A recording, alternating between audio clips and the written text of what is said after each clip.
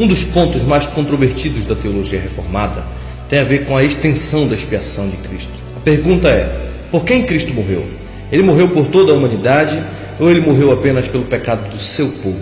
Ele morreu para salvar todas as pessoas individualmente ou ele morreu apenas pelos eleitos de Deus? Colocando de uma outra maneira, nós poderíamos perguntar: a morte de Cristo na cruz foi para possibilitar a salvação de toda a humanidade ou foi para salvar de fato um povo para si? Os arminianos acreditam nessa possibilidade.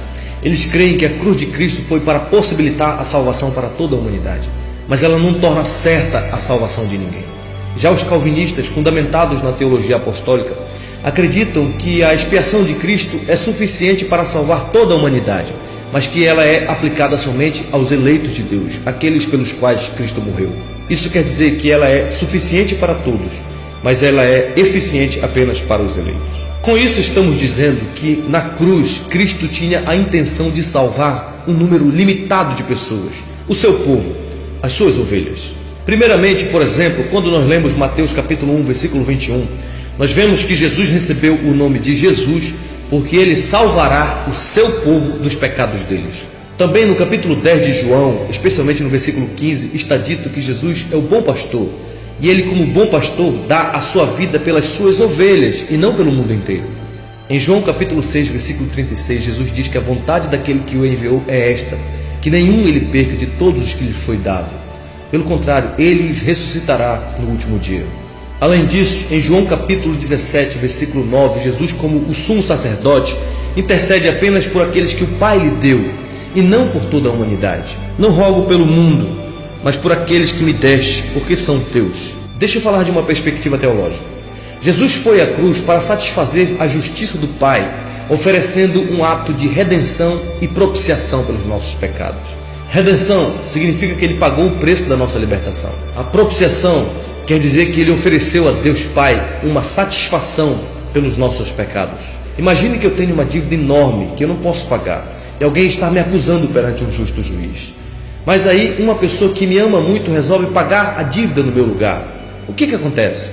Obviamente eu fico livre da condenação, de modo que seria um grande erro e uma grande injustiça se o juiz ainda me condenasse, mesmo depois da minha dívida ter sido quitada.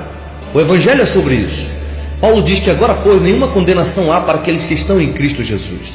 E por que não, Paulo? Porque Cristo pagou a nossa dívida perante Deus, de modo que na cruz ele satisfez a justiça do Pai, e o Pai não mais nos condena.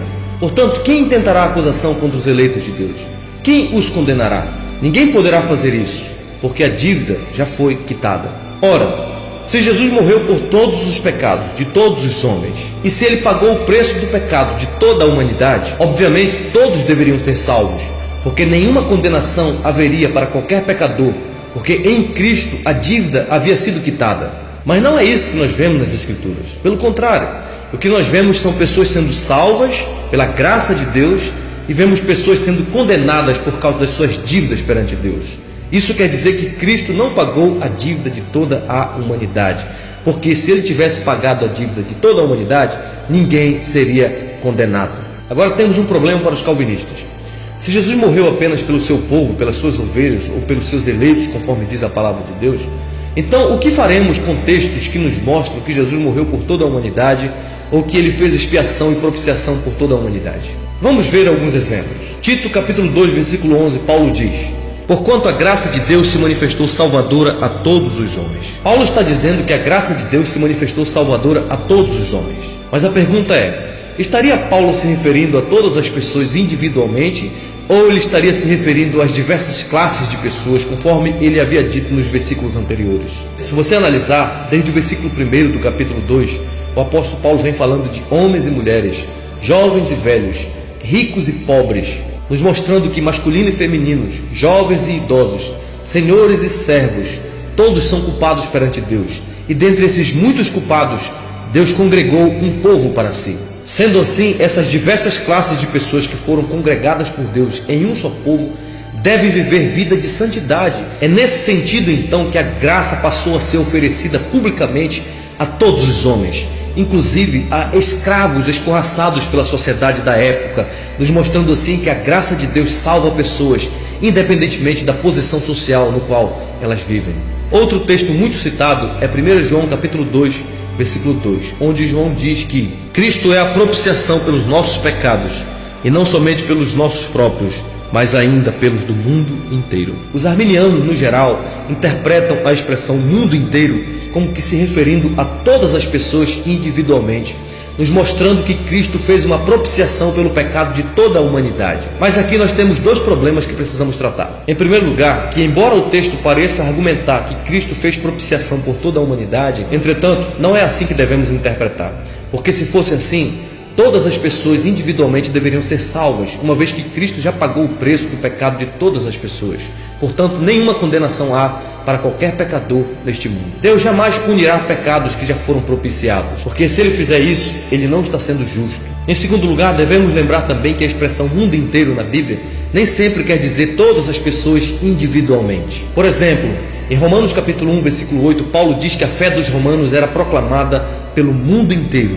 Mas é óbvio que muitas partes do mundo naqueles dias não tinham ouvido ainda da fé dos romanos. Portanto, Paulo não pode estar se referindo a todas as pessoas individualmente. Em Colossenses capítulo 1, versículo 6, Paulo diz que o evangelho em todo o mundo estava produzindo frutos. Mas nós sabemos que naqueles dias muitas partes do mundo ainda não haviam recebido o evangelho de Cristo Jesus. Portanto, ele não estava se referindo a todas as pessoas individualmente do mundo. Em Apocalipse capítulo 3, versículo 10, Jesus diz que guardaria a sua igreja da provação que haveria de vir sobre o mundo inteiro. Ora, se mundo inteiro quer dizer todas as pessoas individualmente, obviamente todas as pessoas deveriam sofrer. Mas como sabemos pelo próprio texto, algumas pessoas seriam preservadas porque o próprio Deus haveria de guardar o seu povo dessas provações. No caso de 1 João aqui, todo mundo significa pessoas vivendo em todo o mundo. Como Apocalipse capítulo 5 declara, pessoas de todos os povos, tribos, línguas e nações. Também é importante lembrar que João era um judeu.